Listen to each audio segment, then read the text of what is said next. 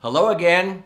In this episode, we are going to address the question, what investments are tax-free? Now, this is one of my favorite topics. You're going to learn that there are certain elements of tax-free that sometimes people get confused about, where they might get a tax-deferred IRA or 401k. That's not totally tax-free. So you're going to get a vision of your brighter future, how you can accumulate, access, and transfer your money income tax-free, which will knock the socks off of a tax-deferred IRA or 401k. So I'm going to show you the difference, especially on the back end when you go to access your money, the impact of taxes if you only put money in a tax-deferred vehicle like an IRA or 401k, and why a tax-free investment is far better.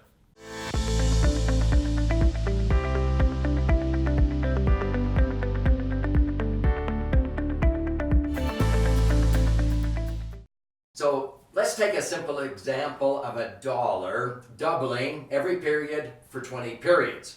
If you just do the simple math, a dollar doubles to 2 to 4 to 8 to 16 to 32, and after 20 doublings, it's worth $1,048,000. Some people go, really? Well, yeah, this is one of the reasons why people get discouraged waiting for their money to grow, because it's so slow at the beginning.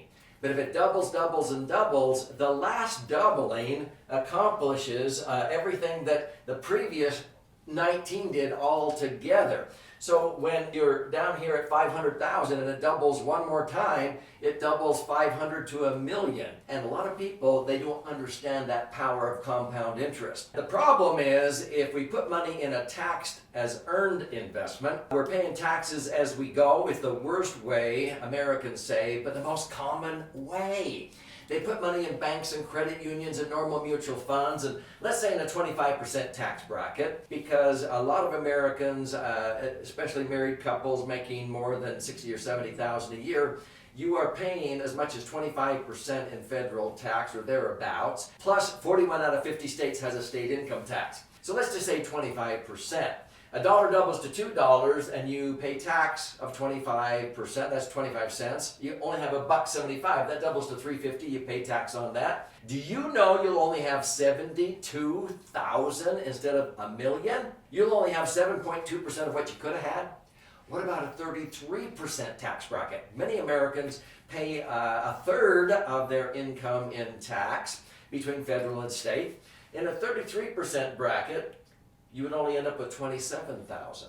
2.7% of what you could have had if it was tax-free. Now, some people thump themselves on the chest and they go, oh, I have a tax-deferred IRA or 401k. Well, yeah, you do tax-deferred and you have $1 million, but wait a minute.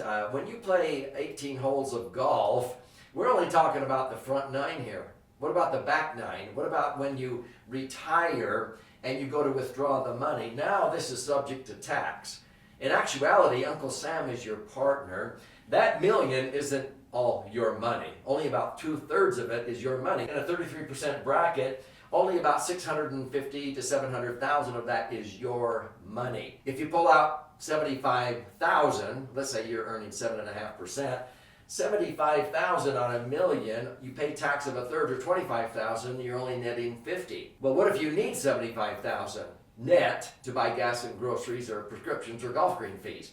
You have to pull out in a 33% bracket 50% more. For example, let's say you needed 100,000. You pull out 100, you're only netting 66. You have to pull out 50% more than 100,000.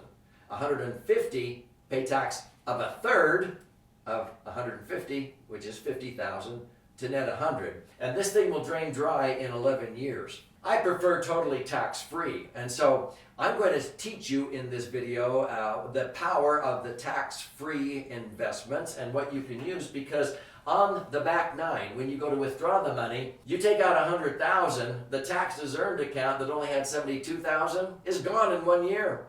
People outlive their money. But even IRAs or 401ks, you have to pull out 150,000 to net 100,000. You're out of money in 11 years. Now, most people, baby boomers, one of you will make it to age 95 or so. The fastest growing segment of American society today are those people reaching over the age of 100. So if you're out of money, let's say you retired at 65 and you've depleted your nest egg by age 76, what if you're living another 20 years? If you have a tax-free investment, that million allows you to withdraw 100,000 and you net 100,000.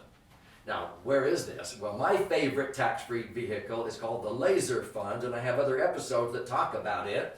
But the power is this. Tax-free means that if I withdraw 100, I net 100, I still have $1 million. When somebody with an IRA or 401k is now out of money, they're relying on charity, welfare, their children for support. And so if me or my wife lives another 20 years to age 96, that's another 20 years of 100,000 of income. That's $2 million, and I still have my million. So that's a $3 million better retirement nest egg than the same amount of money in a tax-deferred IRA or 401k. Would you rather have an extra $3 million or outlive your money? That is the difference in having a tax-free strategy. So let's talk about how to do that. So how do we harness the value of tax-free accumulation, access to your money, and when you pass away, it transfers tax-free, and I prefer that it blossoms in value, increases in value. And so, unfortunately, the growth and tax of a deductible plan like an IRA or 401k, where people sometimes think, well, yeah, mine's tax advantage. No, I'm talking about tax-free, not just tax-deferred. See, the problem with tax deferral, okay, deferred taxes just mean increased taxes. Another synonym for defer is procrastinate. When has procrastination ever turned out good for you? It hasn't for me. So deferred taxes to me just means increased taxes. We want to put off paying tax until we retire because we were maybe duped into thinking that, oh, you're going to be in a lower bracket when you retire. And that has not been true because people, when they retire, they've sort of killed their deductions along the way. They were going down the highway, so to speak, trying to achieve financial independence down the road with one foot on the gas pedal and the other foot on the brake pedal. And they didn't know they were doing it. In other words, they're socking away money in a tax-deferred IRA or 401k, and they have the other foot on the brake. They're paying off their house, killing that deduction. They're not contributing money into IRAs or 401ks in retirement, so they don't have that deduction. The kids are now gone, or if they're not gone, you can't deduct them anymore, okay? And Congress keeps raising taxes. So the fact of the matter is, why do we want to postpone tax to some future perceived unknown advantage and then withdraw our money when we're convinced taxes are going to be higher? Whenever I ask audiences, how many of you think future taxes are going to be lower? Nobody raises their hands. How many think they're going to be the same? A few. When I say how many think they're going to be higher, everybody's hand goes up because of irresponsible government spending and the printing of money. That's just what happens. So I would prefer to sock away money and have it grow tax-free and be able to access that money tax-free. And at the end of the day, when I pass away, it transfers tax-free. There is only one vehicle in the Internal Revenue Code that does that. So what is that vehicle? Please understand that sometimes when people get busy in life and they just participate in the company's 401k, and I talk about, hey, Doug, so I've heard you say that you don't own an IRA or 401k. Nope, never have, never will. I've never owned a Roth. I never will. Because what I prefer to do is to put my money into a vehicle that will allow me to accumulate my money tax-free, not just tax-deferred. I mean, it's tax-deferred if I bugger it up, if I do something stupid, but it's tax-free, and then when I take it out, it's tax-free, and when I pass away, it increases in value and transfers tax-free, and what I call my family bank. So many people look at their IRAs or 401ks like it's this sumptuous Subway hoagie sandwich depicted here on the left, but then they go to retire and it looks like this after Uncle Sam has helped himself to a big portion of that's very unappetizing. So is postponing tax a good idea? No, that's really procrastinating. When we look at it, people would come to me with their yet-to-be taxed IRAs and 401ks, and I would go, were you planning your retirement or Uncle Sam's? because now you're going to be paying through the nose from retirement all the way until you pass away. And people say, oh, I don't want to pay the tax, and so they're duped into taking RMDs, required minimum distributions, which is poor advice. In fact, the worst advice I've ever heard, and I have other episodes that talk about why you should not get duped into taking just the RMD. But the point is this, there are certain sections of the Internal Revenue Code that are sort of sacred cows. And they've been around since before the code, more than 100 years. And this is where E.F. Hutton, who's the brainchild behind my favorite vehicle that I call the Laser Fund, because LASER stands for Liquidity, Safety, and Rate of Return, Liquid Assets, Safely Earning Returns actually spells that acronym. But see, the Laser Fund is a max-funded, tax-advantaged insurance contract, and I've averaged 8, 9, 10% rates of return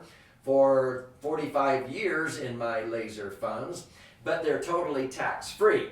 Because of 3 sections of the Internal Revenue Code, 72E, 7702, and 101A of the Internal Revenue Code, you can accumulate money tax-free, interest, dividends, and so it grows tax-free. When I go to access money for living benefits, under Section 7702, it's tax-free if you do it the smart way. And when you ultimately die, because none of us are getting out of here alive, I mean, not out of this room or whatever, and not out of whatever room you're watching this in, out of this life. And so we usually leave behind something that would have sustained us had we lived longer. 101A says whatever's left blossoms in value and transfers tax-free. Municipal bonds don't blossom in value. There are only a few places where you can accumulate money tax-free and access it, but there's only one that allows you to accumulate access, and then when you transfer it, it increases in value and transfers tax-free. And that's the maximum funded insurance contracts that I teach in many of my episodes and write about in my books. There are 3 tax citations that were passed back in the 1980s called TEFRA, DEFRA, and TAMRA. So I want you to watch other episodes as I zero in on Section 72E,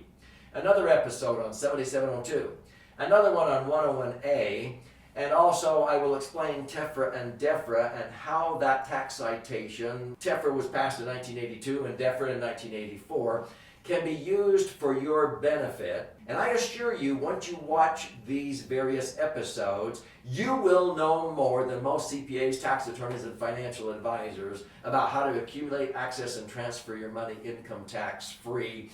And you'll have a huge advantage in retirement so that you don't outlive your money.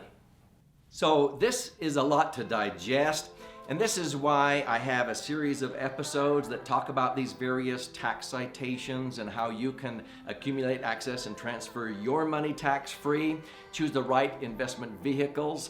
And that's why I've written several books. This is book number 11, The Laser Fund. So I would recommend you click at this link down here, and I can send you a free copy of The Laser Fund, which is over 300 pages of information, about 200 pages, has charts, graphs, as deep as you want to go. If you're a right brain person, you learn more by stories. You flip the book over this way, you read it this direction, about 100 pages comprising 12 chapters with 62 actual stories of clients who have used the Laser Fund, not just for retirement, but for all kinds of financial goals with real estate management, business management, college funding for their kids. And this will knock the socks off of a 529 plan, and it's tax-free and has many benefits that many of these other vehicles do not have. So I invite you to do that and immerse yourself in a lot of learning and insights into opportunities that you probably didn't know existed.